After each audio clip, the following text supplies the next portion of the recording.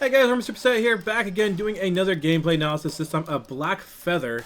I've been playing him quite a bit lately, and I wanted to kind of talk about Blackfeather and why he's strong and what do I build on him and that kind of stuff. And so let's go ahead and just talk about the BF builds that I'm going to be going towards. So it's going to be a Bone Saw, obviously a Serpent Mask, and then just Shiver Steel and defense. So primarily you want to go for your Serpent Mask. You get some attacks too, so you get the Blazing Salvo. You get the Serpent Mask completed. You build some defense. Once you get a good sizable amount of defense, you go ahead and build your Bone Saw. And you just finish off your build from there. So according to the enemy team.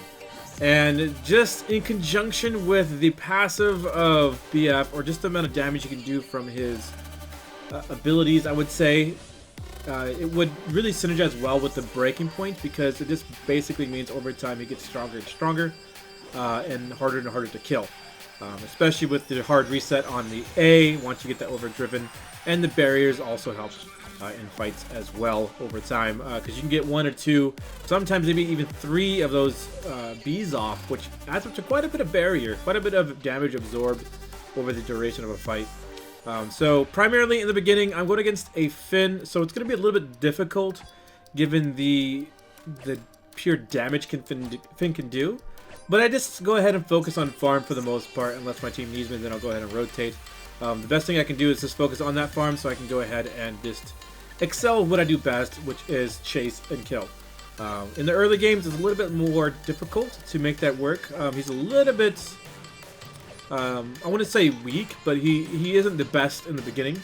He's more of a late game bloomer, I guess you would say, more so than some other laners. His early game aggression isn't so high, unless you get like a Vox where you can kind of harass with the B. Other than that, though, like, you got to be really careful with what you're doing. I'm not a BF main, but I have been playing him quite a bit, and I have been seeing him played quite a bit, and for good reason too. I think he's just really strong right now. Just the amount of damage you can put out in late game is substantial, and just his mobility too is great for getting away or maintaining the chase on an enemy, or even applying, like, say, Shiver Steel to all the enemies is really great too with that ultimate. So you can see here I'm prioritizing getting my damage, which is part of my Serpent Mask. I got my Blazing Salvo. No, I got my Swift Shooter, sorry. I got my Swift Shooter, so getting some attack speed as well. Finn is, in fact, in my lane, but we're doing fine. Bladeheart's doing quite a bit of damage here to the Finn. We're going to go ahead and finish him off. Fortress does try to engage, but at this point it's just too late. But the Taka does, in fact, do some damage, but luckily Benton was there to go kind of fend him off, because that was quite literally a 2v3, and if Taka continued on to kill me, he probably would have died. So there's that too. He's still trying to go gung-ho for me too. Like, he really wants me. Like, you can see that he was really starting to press his luck. Luckily my teammates were still there, kind of nearby, to kind of keep him in check. The Finn lane is a good, but against like a BF, I feel like he's at a disadvantage just because BF can really pressure him with that B, and then also with the amount of damage you can do while ramping up with those stacks. It's pretty severe. You can see here, I'm doing some pretty good damage already. Even if he does do his Flight Company, gets that barrier, that fortified health, it doesn't do much for him. He still takes some damage over time, and now he's dead.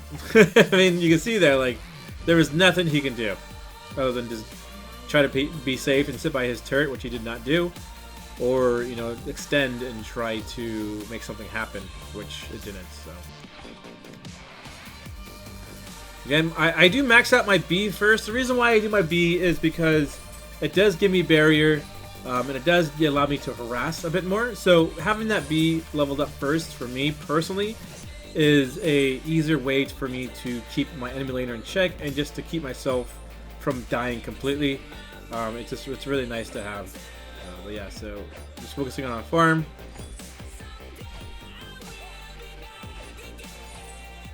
Yeah, so let's go ahead and grab that one. So we're doing pretty good. We're at 47 farm at about 5 minutes, so it's pretty good. That's pretty close to 10 CS per minute, so that's outstanding. Hopefully we can maintain that. You know, as time progresses, it gets harder and harder to maintain that farm as more aggression is happening in the jungle, and therefore you're contributing more and keeping yourself out of lane a lot more than you would in early game. So it does contribute to some of the lack of CS, but usually you can kind of make up for that by stealing farm here with from the enemies once they die, if you are doing well. So you can see there the barriers really do help. Also the eulogies actually saved me right there by killing that minion and allowing me to heal just a little bit before I die from minion damage. But you can see here, like, I'm pretty low, but like having that eulogies too is great for being able to exchange blows in lane and be able to come out on top in those exchangements. Even if you like end up with less health, you have that eulogies, and a lot of times the other laner doesn't have a eulogies. So for instance, like Vox or Ringo, you can harass him a bit, exchange some blows, and even though it looks like you ended up in the, you know, the losing side, theoretically you did not, because you have that potential heal you can regain through your eulogies. Alright, so Finn is a little bit timid now. Like, he's not as assertive as he used to be. I'm doing pretty good in lane, not just farm, but just being able to out pressure him, like outpower him. He has like that immense damage from his quibbles and stuff, but like it's fairly easy to avoid as of right now. Like, I wouldn't say it's always easy, but it's fairly easy so far. I'm missing some of my bees though. That's not good. A lot of things is like you want to make sure you do land those bees, because if in the middle of a fight if you don't land it, obviously you won't get that barrier. That's one of the perks of that bee, is the fact that you get a barrier when you hit an enemy hero with it. And by missing that, that can really cost you the fight, because even though like by itself doesn't seem like a substantial amount of barrier, landing 2 or 3 of those in a fight ends up being quite a bit, as I said before. Oh, I messed up that big minion though. We're still doing pretty good. We're at like 7, or right about 9.5 to 10 CS per minute. So that's fairly good.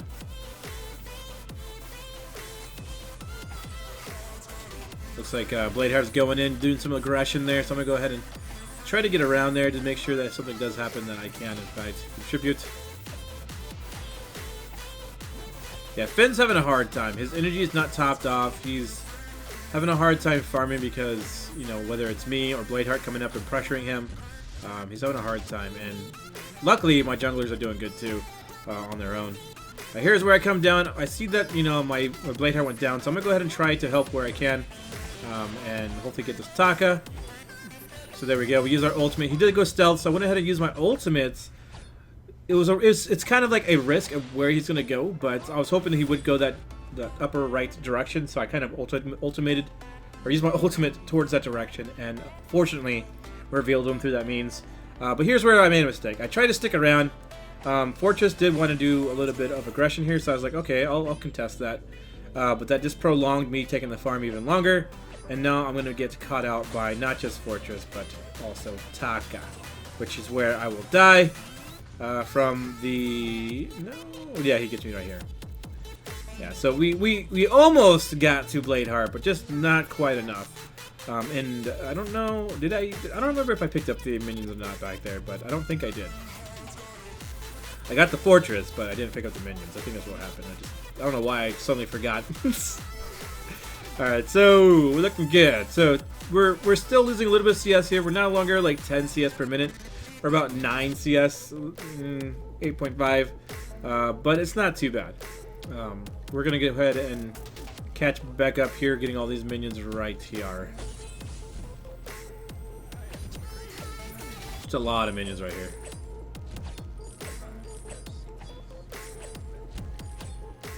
So there we go. We almost got up to 10 CS per minute again. That's pretty good. I don't know. I tend to have an easier time with melee heroes than I do range heroes, strictly because the timing on the projectile can get a little bit iffy, and so it's usually what happens. So you can see here, I'm getting those barriers. I'm waiting for the bee to come up, and I go ahead and try to barrier as much as I can. And also, it does slow them too, so that's beneficial because that allows you to keep them close by, allowing you or your teammates to pick up the kill or just do more damage in general. Bentim did secure a triple kill there. The wolves and just the damage from his B is phenomenally like effective, especially at kill stealing. We all know Fortress is great at KSing, which it's not a bad thing. Fortress getting kills is not the worst thing that can happen. Fortress is pretty strong, and the stronger he gets, the better the team can get to, so it's not a bad idea. But yeah, generally you want to give it to your carries, but in situations like Fortress, it's kind of hard to control that when your wolves are already out. Alright, so we got, you know, our Serpent Mask, we got our Blazing Salvo, so now, like I said, we're not going to finish our Bone Saw. This is my particular order, but we're not going to finish it off. We're going to go ahead and finish off some defense first.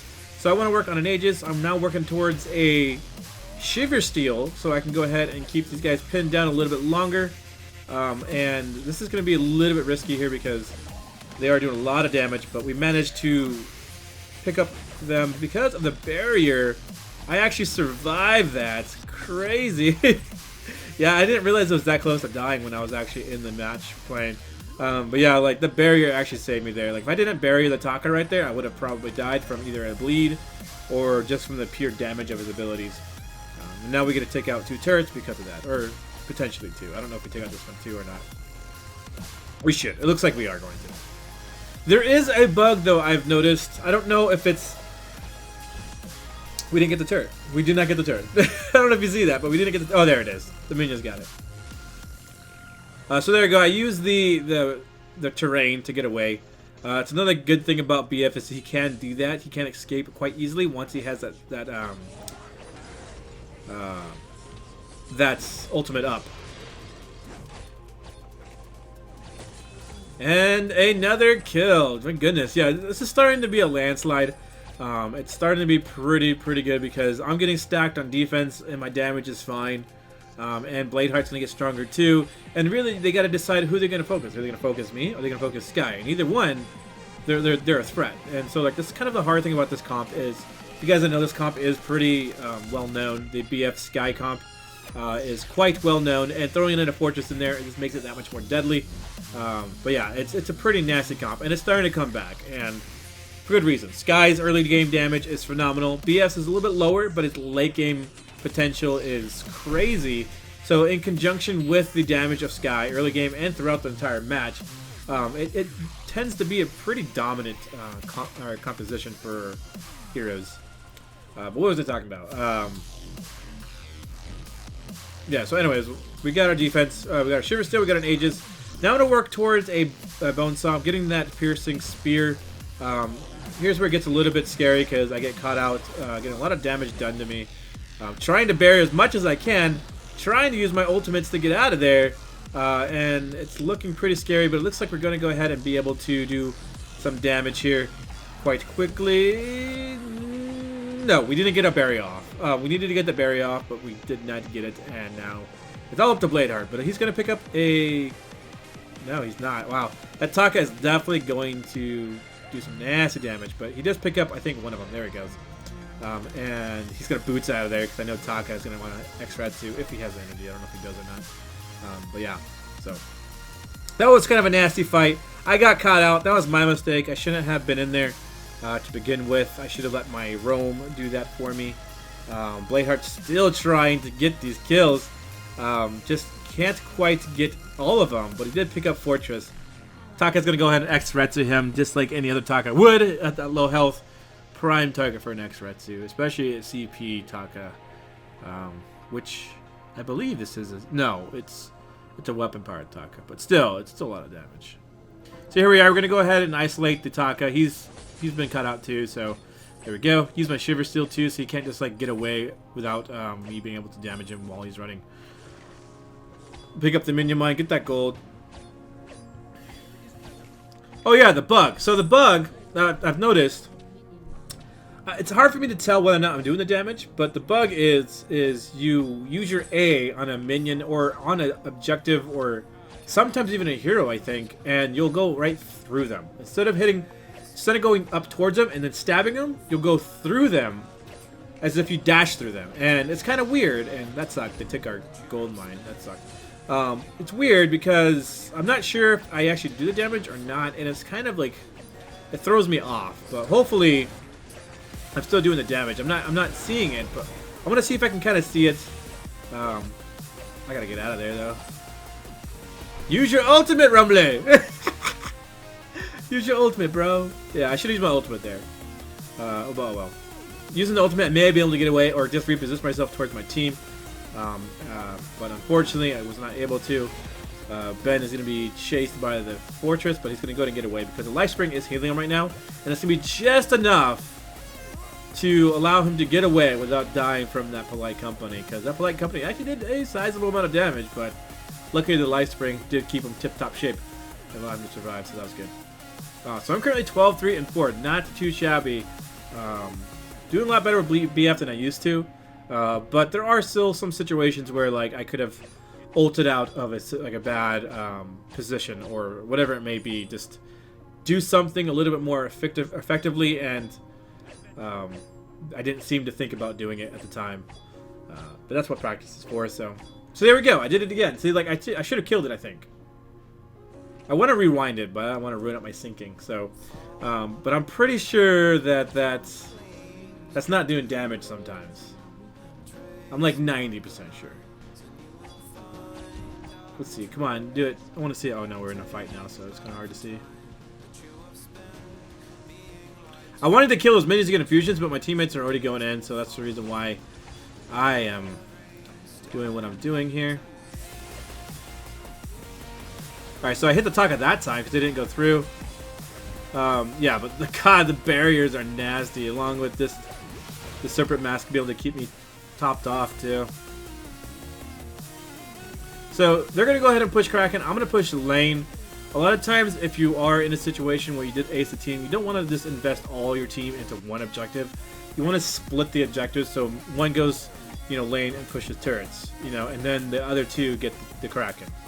If we all went to Kraken, we would now be sitting at shop getting our infusions, and all these turrets will still be up. So it's more effective to kind of just split the attention of what's going on in terms of objectives, especially in an ace situation. Excuse me, I had a hiccup. God, it's hard to see if I do the damage or not.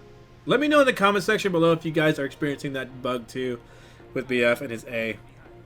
It's kind of a nuisance for me, like as far as the bug goes, because one, I don't know if I'm doing the damage, so then I'm hesitant to even use the ability unless I just need to close the distance.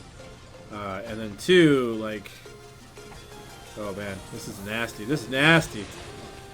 Woo! Lots of damage you can put out.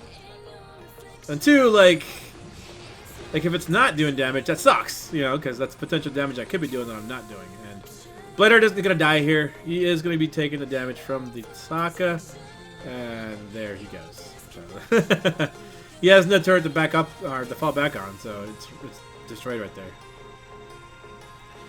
But the Kraken does take the win. So this is kind of like an underwhelming type of finish. The Kraken does finish it for us. They just cannot do enough damage. I mean, it was a great match though for us because obviously one, we won. Two, like it gets me to be able to see what a BF should be like in terms of play. But I think a lot of it was just our team synergy and fights ended up being a little bit better. But there you go. So 14-4-6 for BF, not too shabby. 115 farm. We did drop quite a bit, but that's generally because I ended up being in the jungle way more than I probably needed to. But a lot of it was because we were being very aggressive and very assertive with our lead, and I ended up being not in the lane and collecting farm at that situation. So that's the big concern why it was like that. But hope you guys enjoyed this video. I sure did. It was 14-4-6 for myself, 7-5-11 for the Fortress for Ventim 1, and 7-6-11 for Bladeheart. The Taka actually did quite good, and I think the biggest drawback was Finn. Not saying Finn was a horrible player. It's like I think just being paired against me and Sky, and even Fortress, it just was not a great pick, I guess, against that comp, and it was unfortunate, but the Taka did do pretty good though. 10, 8, and 4, not too shabby. But yeah, GG. Hope you guys enjoyed this episode, and I'll see you guys next time. Later!